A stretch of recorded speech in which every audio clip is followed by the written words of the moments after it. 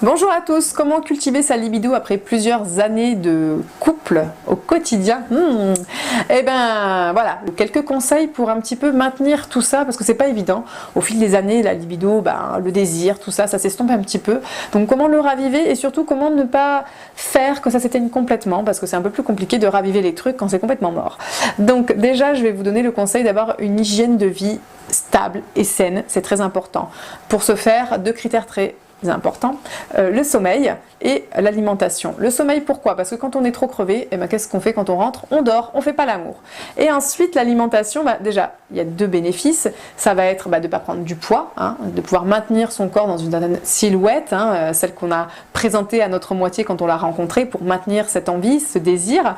Et ensuite quand on mange mal, on a mal au ventre, on a des aigreurs, on a des ballonnements, on a des complications intestinales qui font que c'est pas du tout agréable et du coup on n'a pas envie de faire l'amour quand on a une si grande douleur ou qu'on est ballonné tout simplement.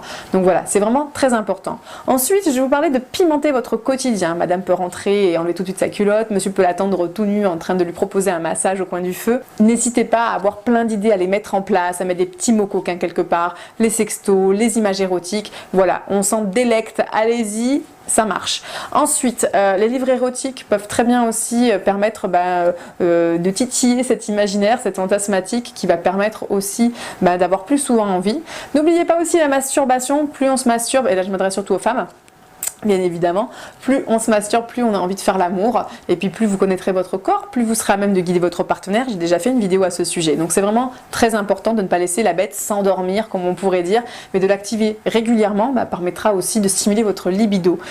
Ensuite, je vais vous parler du conseil le plus important, je finis par le meilleur, comme on dit, c'est de nettoyer la relation. Quand on a trop de rancœur, quand on ne se sent pas compris dans son couple, quand tout va mal, on n'a pas envie de faire l'amour, on n'a pas envie d'être touché par l'autre parce que voilà, il y a un trop gros décalage. Il faut nettoyer régulièrement la relation pour pouvoir se laisser à corps perdu dans les bras de l'autre. Donc je pense que c'est vraiment le conseil le plus important.